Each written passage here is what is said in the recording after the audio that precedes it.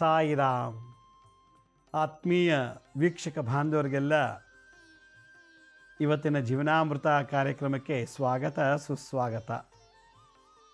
ವೀಕ್ಷಕರೇ, ಇವತ್ತು ನಮಗೆಲ್ರಿಗೂ ಹೊಸ ವರ್ಷ, ವಿಶ್ವಾವಸು ಸಂವತ್ಸರ ಇವತ್ತಿನಿಂದ ಪ್ರಾರಂಭ. ಈ ಒಂದು ಹೊಸ ವರ್ಷದಲ್ಲಿ ನಮ್ಮೆಲ್ಲ ವೀಕ್ಷಕ ಬಾಂಧವರಿಗೆ ಆ ಭಗವಂತ ಆಯುಷ್ಯು, ಆರೋಗ್ಯ, ಸುಖ, ಶಾಂತಿ ಕೊಟ್ಟು ನಿಮ್ಮ ಇಷ್ಟಾರ್ಥಗಳೆಲ್ಲ ಸಕಾಲಕ್ಕೆ ನೆರವೇರಲಿ ಅಂತ ಹೇಳಿ ನನ್ನೆಲ್ಲ ಗುರುಗಳಲ್ಲಿ ಪ್ರಾರ್ಥನೆ ಮಾಡ್ತಾ ಹೊಸ ವರ್ಷದ ಆರ್ಥಿಕ ಶುಭಾಶಯಗಳೊಂದಿಗೆ ಇವತ್ತಿನ ಕಾರ್ಯಕ್ರಮನ ಪ್ರಾರಂಭ ಮಾಡ್ತಾಯಿದ್ದೀನಿ.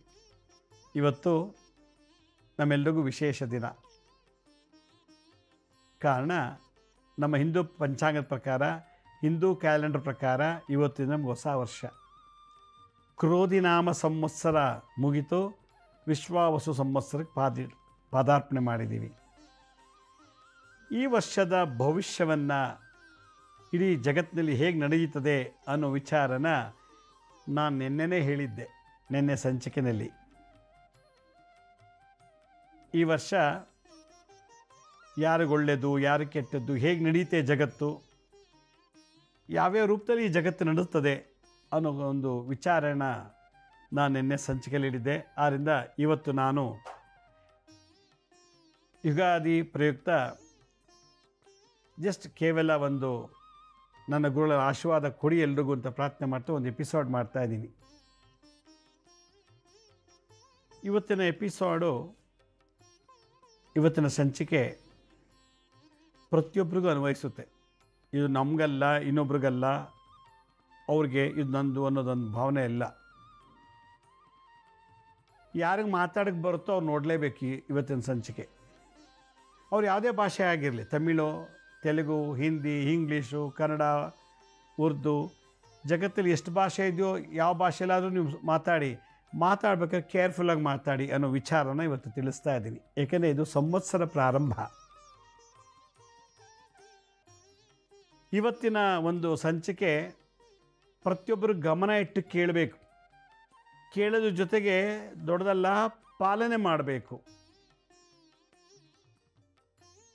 ಬರೀ ಮಾತಿಂದ ಇವತ್ತಿನ ದಿವಸ ನಾವು ಶತ್ರುಗಳನ್ನು ಸೃಷ್ಟಿ ಮಾಡ್ಕೊಂಡ್ಬಿಡ್ತಾ ಇದ್ದೀವಿ. ಮಾತೇ ಮಾಣಿಕ್ಯ, ಮಾತೇ ಮುತ್ತು, ಮಾತೇ ನಮಗೆ ಸಂಪತ್ತು, ಮಾತೇ ನಮಗೆ ಐಶ್ವರ್ಯ. ಆ ಮಾತು ಸರಿಯಾಗಿ ನಾವು ಆಡಲಿಲ್ಲ, ಸರಿಯಾಗಿ ನಡೆಸ್ಕೊಳ್ಳಿಲ್ಲ ಅಂತಂದರೆ ನಮ್ಮ ಮಾತು ನಮಗೆ ಶತ್ರು ಆಗಿಬಿಡ್ತದೆ, ಶತ್ರುಗಳನ್ನು ಸೃಷ್ಟಿ ಮಾಡ್ಕೊಂಡ್ಬಿಡ್ತೀವಿ. ಆದ್ದರಿಂದ ಆ ತಪ್ಪು ಇವತ್ತಿನಿಂದ ನೀವು ದಯವಿಟ್ಟು ಮಾಡಬೇಡಿ ಅಂತ ಹೇಳ್ತಾ, ನಾನು ಈ ಒಂದು ಹೊಸ ವರ್ಷದಲ್ಲಿ ಒಂದು ಹೊಸ ವಿಷಯವನ್ನು ನಿಮಗೆ ಗಮನಕ್ಕೆ ತರ್ತಾ ಇದ್ದೀನಿ. ಮಾತಿನಿಂದ ನವಗ್ರಹಗಳು ನಮಗೆ ಕೆಡುಕು ಮಾಡ್ತದಂತೆ. ನಾವು ಆಡೋ ಮಾತು ಸರಿಯಿಲ್ಲ ಅಂದರೆ ನಮ್ಮ ರಾಶಿ ತುಂಬ ತೊಂದರೆ ಕೊಡುತ್ತದೆ. ನಾವು ಹುಟ್ಟಿರೋ ರಾಶಿ, ನಾವು ಸರಿಯಾಗಿ ಮಾತಾಡಲಿಲ್ಲ, ಸರಿಯಾಗಿ ಗೌರವಿಸಲಿಲ್ಲ ಮಾತಿನ ಮುಖಾಂತರ ಅಂದರೆ ನಮ್ಮ ಹುಟ್ಟಿರೋ ನಕ್ಷತ್ರನೇ ನಮಗೆ ಹಾನಿ ಮಾಡುತ್ತಂತೆ. ಆದ್ದರಿಂದ ಇನ್ಮೇಲಾದರೂ ಇವತ್ತಿನಿಂದ, ಈ ಹೊಸ ವರ್ಷದಿಂದ ಇವತ್ತಿನಿಂದ ಒಳ್ಳೆಯದನ್ನು ಮಾತಾಡಿ, ಒಳ್ಳೆಯದನ್ನು ಕೇಳಿಸ್ಕೊಳ್ಳಿ, ಸದಾ ಒಳ್ಳೆಯದಾಗತ್ತೆ. ಇಷ್ಟೇ. ನಿಮ್ಗೆ ಊಟ ಹಾಕೋಕ್ಕೆ ಯೋಗ್ಯತೆ ಇಲ್ವಾ? ಸುಮ್ಮನಿದ್ಬಿಡಿ. ಬಟ್ಟೆ ಕೊಡೋಕ್ಕೆ ಯೋಗ್ಯತೆ ಇಲ್ವಾ? ಸುಮ್ಮನಿದ್ಬಿಡಿ. ಆಸ್ತಿ ಕೊಡೋ ಯೋಗ್ಯತೆ ಇಲ್ವಾ? ಸುಮ್ಮನಿರಿ. ಯಾವುದೂ ಕೊಡೋಕ್ಕಾಗಲಿಲ್ಲ ಅಂದಾಗೆ ಒಳ್ಳೆ ಮಾತಾಡಿ ಆಶೀರ್ವಾದ ಪಡ್ಕೊಳ್ಳಿ. ಒಳ್ಳೆ ಮಾತು ಇಡೀ ಜಗತ್ತನ್ನೇ ಗೆಲ್ಬೋದು, ಇಡೀ ಸಮಾಜನೇ ನಾವು ಗೆಲ್ಬೋದು. ಅದೇ ಒಂದು ಕೆಟ್ಟ ಪದ, ಕೆಟ್ಟ ಮಾತು, ಎಂತಿಂಥ ಸ್ಟ್ರೈಕ್ಸು, ಎಂತಿಂಥ ಗಲಾಟೆ, ಎಂತಿಂಥ ಗಲಾಟೆಗಳೆಬ್ಬಿ ಹೋಗುತ್ತೆ, ಮರ್ಯಾದೆ ಕಳ್ಕೊಂಡ್ಬಿಡ್ತೀವಿ. ನಾನು ಆವಾಗವಾಗ ಹೇಳ್ತಾ ಇರ್ತೀನಿ, ನಾಲ್ಗೆ ಚೆನ್ನಾಗಿತ್ತು ಇಡೀ ನಾಡೆಲ್ಲ ಗೆಲ್ಬೋದು, ನಾಲ್ಗೆನೇ ಚೆನ್ನಾಗಿಲ್ಲ ಇಡೀ ನಾಡೇ ನಮ್ಗೆ ಶತ್ರು ಆಗುತ್ತೆ ಅಂತ. ಅದರಿಂದ ನಮ್ಮ ನಾಲಿಗೆ ಒಂದು ಬ್ರೋಕರ್ ಇದ್ದ ಹಾಗೆ, ನಮ್ಮ ನಾಲಿಗೆ ಒಂದು ಏಜೆಂಟ್ ಇದ್ದಾಗೆ. ಯಾರಿಗೆ? ಬ್ರೈನು ಮತ್ತು ದೇಹಕ್ಕೆ ನಾಲಿಗೆ ಒಂದು ಮೀಡಿಯೇಟರ್ ಇದ್ದಾಗೆ. ಅದರಿಂದ ನಾಲಿಗೆನ ಚೆನ್ನಾಗಿ ಯೂಸ್ ಮಾಡ್ಕೋಬೇಕು ಈ ವರ್ಷ. ಇಲ್ಲ ಅಂದರೆ ಕೋರ್ಟು, ಜೈಲು, ಪೊಲೀಸ್ ಸ್ಟೇಷನ್ಗೆಲ್ಲ ಹೊಟ್ಟೋಗ್ಬಿಡ್ತೀವಿ. ಒಬ್ಬ ಮನುಷ್ಯನ ಗೆಲ್ಲಬೇಕು ಅಂದರೆ ದುಡ್ಡು ಕೊಟ್ಟು ಗೆಲ್ಲೋದಲ್ಲ, ಊಟ ಹಾಕಿ ಗೆಲ್ಲೋದಲ್ಲ, ಬಟ್ಟೆ ಕೊಟ್ಟು ಒಡವೆ ಕೊಟ್ಟು ಗೆಲ್ಲೋದಲ್ಲ, ಅವನಿರೋ ಒಳ್ಳೆಯ ಮಾತು. ಅವನ ಮನಸ್ಸಿಗೂ ಸಂತೋಷ ಕೊಡಬೇಕು, ಹೃದಯನೂ ಕೂಡ ಅಕ್ಸೆಪ್ಟ್ ಮಾಡ್ಕೋಬೇಕು, ಸ್ವೀಕರಿಸಬೇಕು, ಮತ್ತು ಅವ್ನಿಗೆ ಲಾಭನೂ ಆಗಬೇಕು. ಆ ಲೆವೆಲಿಗೆ ಮಾತಾಡಬೇಕು ಅಂತ ಶಾಸ್ತ್ರ ಹೇಳ್ತದೆ.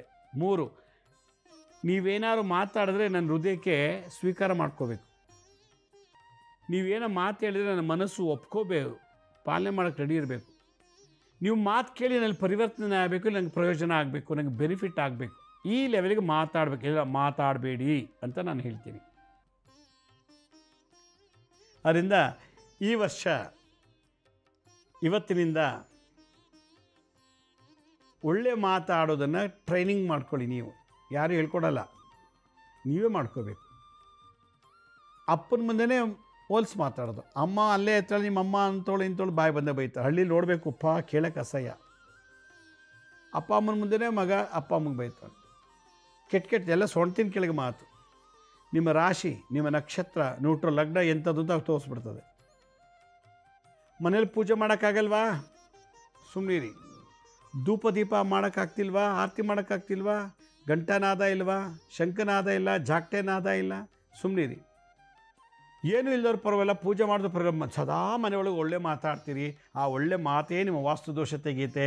ಆ ಒಳ್ಳೆಯ ಮಾತು ಮನೆ ಮಂದಿಯವರಿಗೆಲ್ಲ ಒಂದು ಒಳ್ಳೆಯ ಎಂಟರ್ಟೈನ್ಮೆಂಟು, ಒಳ್ಳೆ ಆನಂದ, ಉಲ್ಲಾಸ, ಶಾಂತಿ, ಸಹನೆ, ಸೌಹಾರ್ದ ಎಲ್ಲವನ್ನೂ ಕೊಡುತ್ತೆ ಒಳ್ಳೆ ಮಾತು. ನಿಮ್ಮ ಊಟ ಕೊಡಲ್ಲ, ನಿಮ್ಮ ಚಿನ್ನ, ಬೆಳ್ಳಿ, ದುಡ್ಡು, ಜಾಬು, ರೆಕಮೆಂಡೇಷನ್ ಕೊಡಲ್ಲ, ಒಳ್ಳೆ ಮಾತು. ಅದರಿಂದ ಇವತ್ತಿಂದ ಒಳ್ಳೆ ಮಾತಾಡಿದ್ದೇ ಆದರೆ ಕಳ್ಕೊಂಡಿದ್ದೆಲ್ಲ ವಾಪಸ್ ಬರುತ್ತೆ. ಒಳ್ಳೇದು ಮಾತಾಡಲಂದರೆ ಇರೋದು ಕಳ್ಕೊಂಡ ವೀರಭದ್ರ ಅನ್ನೋಂಗೆ ಆಗಿಬಿಡ್ತೀವಿ. ಆದ್ದರಿಂದ ಇವತ್ತಿನಿಂದ ನಿಮ್ಮ ವಾಕ್ಶಕ್ತಿ ಚೆನ್ನಾಗಿರಲಿ. ಈ ವರ್ಷ ಬಾಯಿ ಅಪ್ಪಿತಪ್ಪಿ ಕೆಟ್ಟದ್ದು ಮಾತಾಡಿ ಎಷ್ಟೋ ಜನ ಪೊಸಿಷನ್ ಕಳ್ಕೊತಾರೆ, ಮರ್ಯಾದೆ ಹೊಟ್ಟೋಗುತ್ತೆ, ಎಷ್ಟೋ ಜನ ಸತ್ತೋಗ್ತಾರೆ. ಅದರಿಂದ ಒಬ್ಬ ವ್ಯಕ್ತಿಯ ವಿಶ್ವಾಸವನ್ನು ಗೆಲ್ಲಿಸ್ಬೇಕು ಅಂತಂದರೆ, ಒಬ್ಬ ವ್ಯಕ್ತಿಯನ್ನು ನಾವು ಅಟ್ರ್ಯಾಕ್ಟ್ ಮಾಡಬೇಕು ಅಂದರೆ, ಒಬ್ಬ ವ್ಯಕ್ತಿಯ ವಶೀಕರಣ ಮಾಡ್ಕೋಬೇಕು ಅನ್ನೋದಾಗಿದ್ದರೆ, ಒಬ್ಬ ವ್ಯಕ್ತಿಯ ಬಾಂಧವ್ಯವನ್ನು ನಾವು ಹೆಚ್ಚಿಗೆ ಬೆಳೆಸಬೇಕು ಅಂತಂದರೆ ನಮ್ಮ ಮಾತು, ಆ ವಿಶ್ವಾಸ, ನಂಬಿಕೆ, ಲವ್, ಅಫೆಕ್ಷನ್ ಇವೆಲ್ಲ ಬರೋದು ನಮ್ಮ ಮಾತಿಂದ. ನಾವು ಈ ವರ್ಷ ಅಪ್ಪಿತಪ್ಪಿ ಕೂಡ ಕೆಟ್ಟ ಮಾತಾಡಬಾರ್ದು.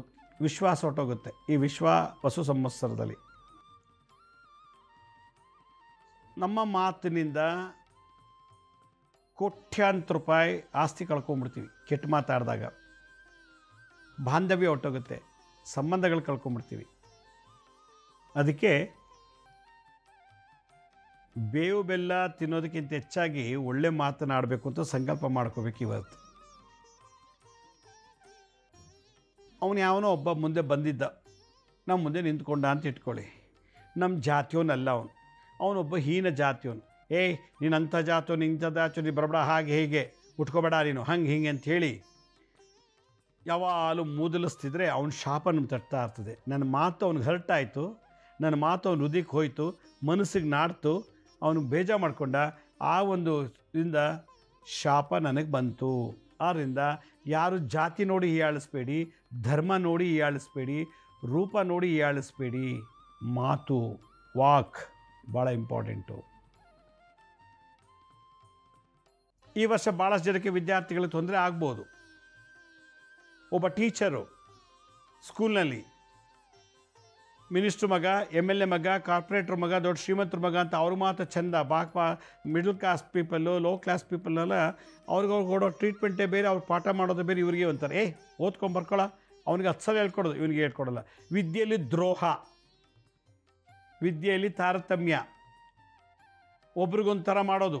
ಅವ್ನು ನಮ್ಮ ಜಾತಿಯವನು ಚೆನ್ನಾಗಿ ಹೇಳ್ಕೊಡೋದು, ಅವ್ನು ಕೆಟ್ಟ ಜಾತಿಯವನು ಅಲ್ಲೇರು, ಅಲ್ಲೇ ಕೂತ್ಕೋ, ಇಷ್ಟೇ ಅಲ್ಲೇ ಮೇಲೆ ಅಷ್ಟೇ.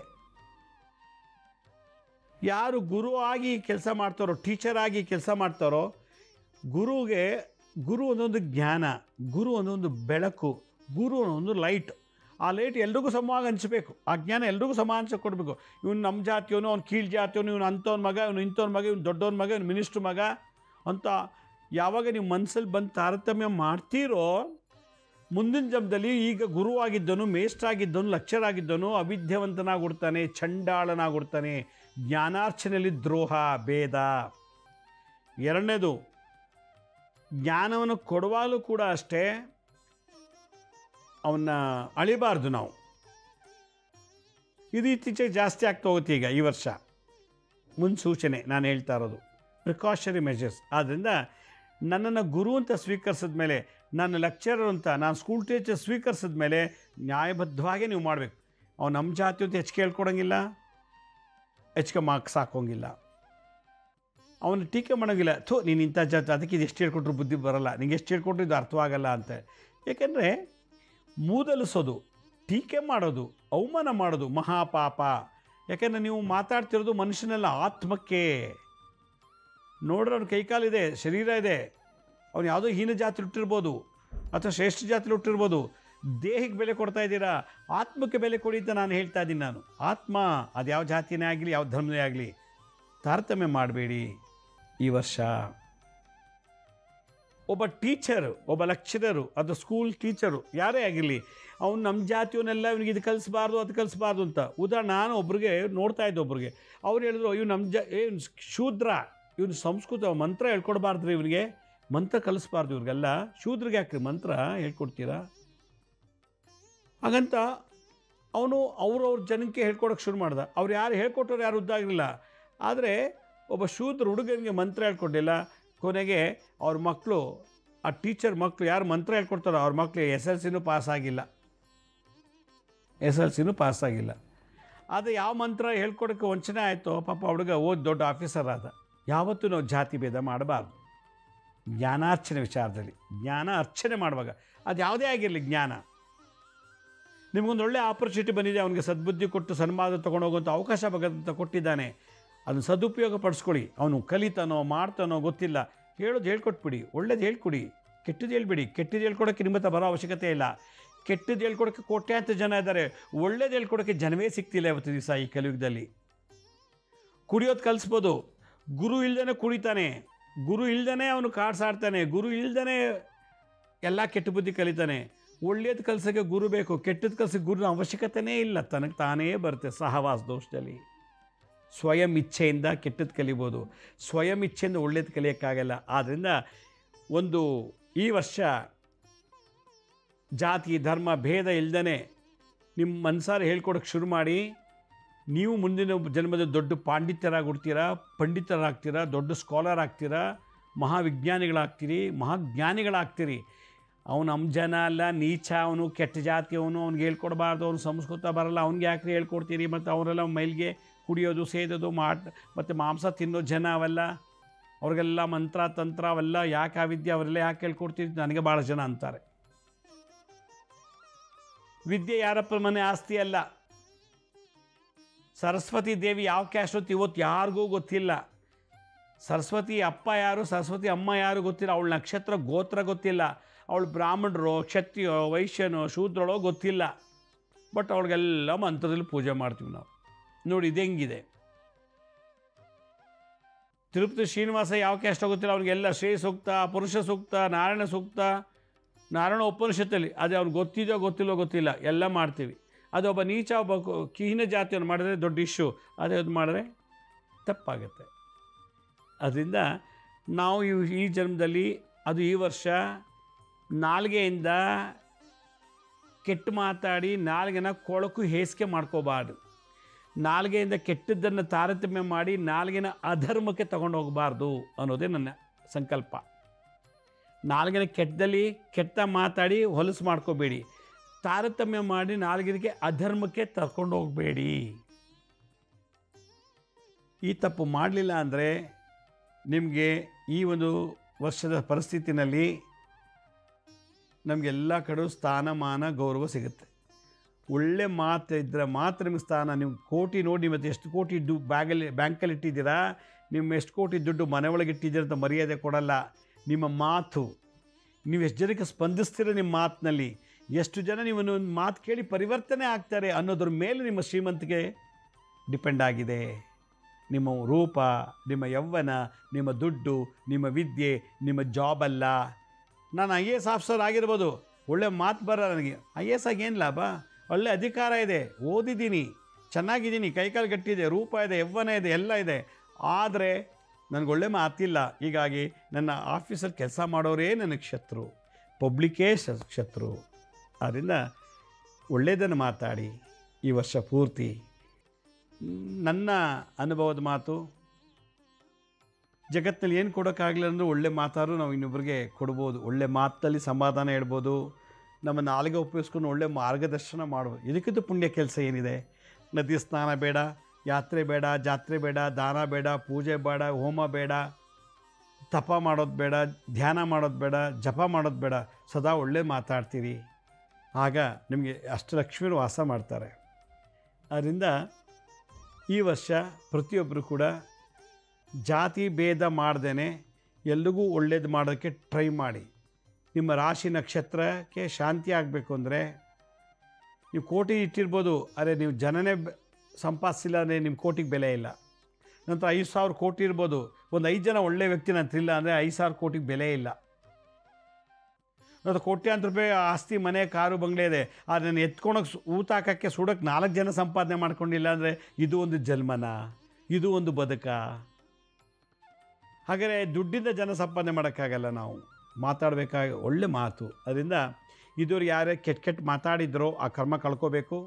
ಇನ್ಮೇಲೆ ಕೆಟ್ಟ ಮಾತು ಆಡಬಾರ್ದು ಅನ್ನೋದಾದರೆ ಆ ಕರ್ಮನ ಕಳ್ಕೊಳ್ಳೋದು ಹೆಂಗೆ ಅಂತ ಹೇಳ್ಕೊಡ್ತೀನಿ. ಮತ್ತು ಅವನು ಟೀಕೆ ಮಾಡಿ ಜಾತಿ ಭೇದ ಧರ್ಮ ಭೇದ ಮಾಡಿ ಹೊಲಸಾಗಿದ್ದರೆ ನೀವು ಯಾವ ಜಾತಿನ ಕೀಳಾಗಿ ನೋಡ್ತೀರೋ ಅದೇ ಜಾತಿಲಿ ಜನ್ಮ ಆಗುತ್ತೆ. ಗರುಡ ಪುರಾಣ ಹೇಳಿದೆ. ನಾನು ಇವ್ನು ಸರಿ ಇಲ್ಲ, ಅವ್ನಿಗೆ ಇಂಥ ಕೆಟ್ಟ ಜಾತಿ ಹುಟ್ಟಿದ್ದಾನೆ ಅಂತ ಹೇಳಿದ್ರೆ ನಾನು ಅದೇ ಜಾತಿ ನೆಕ್ಸ್ಟ್ ಬರ್ತ್ ತೊಗೊಂಡು ಆ ನೋವು ನಾನು ಅನುಭವಿಸ್ತೀನಿ. ಮತ್ತು ಅವ್ನಿಗೆ ಹೇಳ್ಕೊಡ್ಬಾರ್ದು, ಇವ್ನು ಕೆಟ್ಟ ಜನ, ಅವನು ಶೂದ್ರ, ಅವ್ನಿಗೆ ಏನು ಕಲಿಸ್ಬಾರ್ದು ಅಂತ ಹೇಳಿದ್ರೆ ನಮ್ಮ ಮನೇಲಿ ಎಲ್ಲ ಮಕ್ಕಳು ಶೂದ್ರಾಗಿ ಹುಡ್ತಾರೆ. ಮತ್ತು ಎಲ್ಲರೂ ಎಕ್ಸಾಮಲ್ಲಿ ಫೇಲು. ಅಲ್ಲೇ ತೋರಿಸ್ಬಿಡ್ತಾನೆ ಕಲಿಯುಗದಲ್ಲಿ, ಎಲ್ಲ ಅಲ್ಲೇ ನಡೆದೋಗುತ್ತೆ. ಅದರಿಂದ ಅವ್ನಿಗೆ ವಿದ್ಯಾದಾನ ಮಾಡಿ ನಿಮ್ಮ ಮಕ್ಕಳು ವಿದ್ಯಾವಂತರಾಗ್ತಾರೆ. ನೀವು ಅವ್ನಿಗೆ ವಿದ್ಯಾದಾನ ಮಾಡಲ್ಲ, ಆ ಜಾತಿ ಈ ಜಾತಿ ನೋಡ್ತೀರ, ನಿಮ್ಮ ಮಕ್ಕಳು ಅರ್ಧಂಬರ್ಧ ಫೇಲ್ ಆಗಿ ಕೂತಿರ್ತಾರೆ ಮನೇಲಿ, ವಿದ್ಯಾವಂತರಾಗಲ್ಲ, ಕೆಲಸ ಸಿಗಲ್ಲ. ಇದಕ್ಕೆ ಬೇಕಾ ಈ ಸುಖ? ಬೇಡ.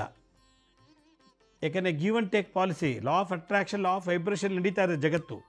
ಆತ್ಮಗಳು ಹಾಗೇ ಇದೆ. ಯಾವುದೋ ಕಾರಣ ಇಲ್ಲದೆ ನಮ್ಮ ಹತ್ರ ಬರಲ್ಲ. ಅವ್ರು ನಮ್ಮ ಹತ್ರ ಕಲಿಯೋಕ್ಕೆ ಬರ್ತಾರೆ.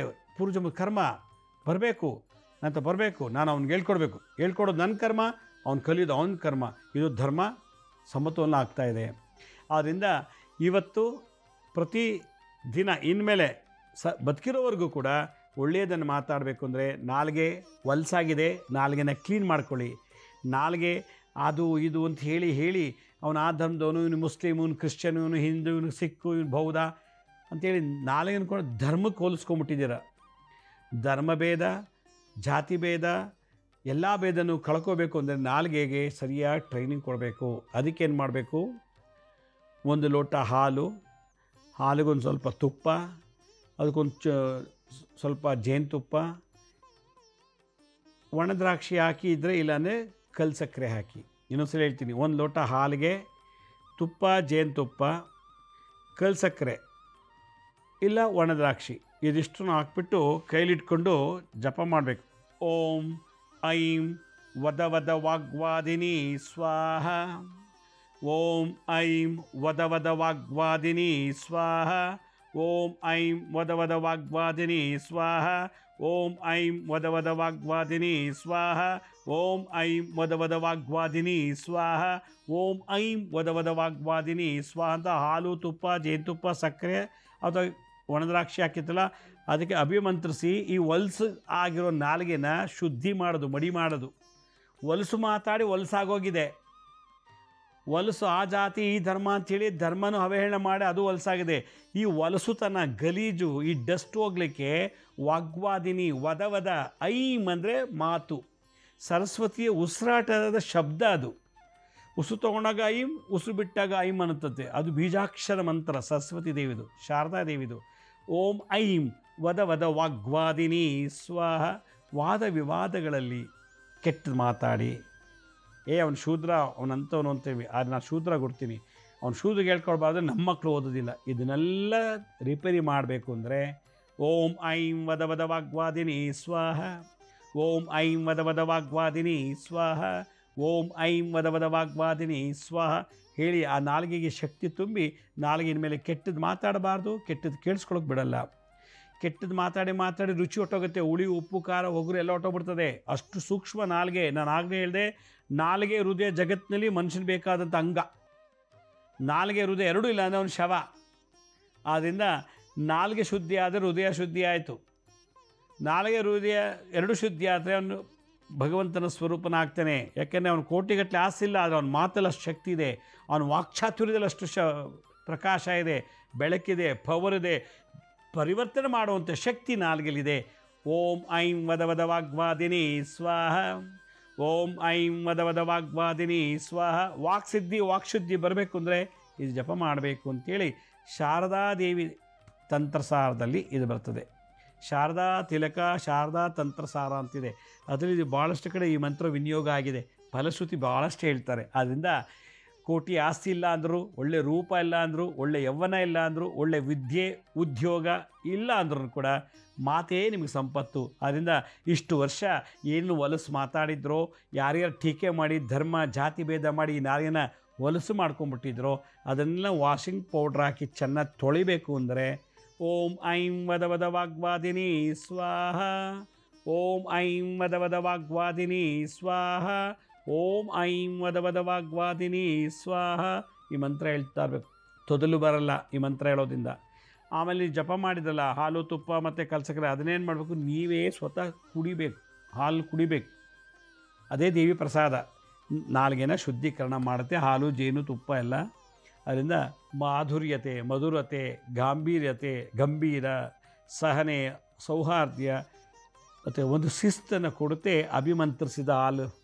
ಅದನ್ನು ಮಾಡಿ ಅಂತ ಹೇಳ್ತಾ ಮತ್ತೊಮ್ಮೆ ಈ ಹೊಸ ವರ್ಷ ನಿಮ್ಮೆಲ್ಲರಿಗೂ ಜೀವನದಲ್ಲಿ ಹೊಸತನ ಬಂದು ಹೊಸ ಆಲೋಚನೆ, ಹೊಸ ಕರ್ಮ, ಒಳ್ಳೆ ಕರ್ಮಗಳನ್ನು ಮಾಡಿ ಆಯುಷ್ಯ, ಆರೋಗ್ಯ, ಸುಖ, ಶಾಂತಿ, ಧನ, ಕನಕ, ವಸ್ತ್ರ, ವಾಹನಾದಿಗಳು ನಿಮ್ಗೆ ಕೊಟ್ಟು ಕಾಪಾಡಲಿ ಅಂತ ನಮ್ಮ ಹಳೆ ಸಂಚಿಕೆಗಳನ್ನು ಯಾರು ನೋಡೋಕ್ಕಾಗಿಲ್ವೋ ಅವರು ನಮ್ಮ ಶಿರಡಿ ಸಾಯಿ ಭಿಕ್ಷಾ ಕೇಂದ್ರ ಮತ್ತು ಹೆಲ್ತ್ ಸೈನ್ಸ್ ಅಂತ 2 ಯೂಟ್ಯೂಬ್ ಚಾನಲ್ ಇದೆ.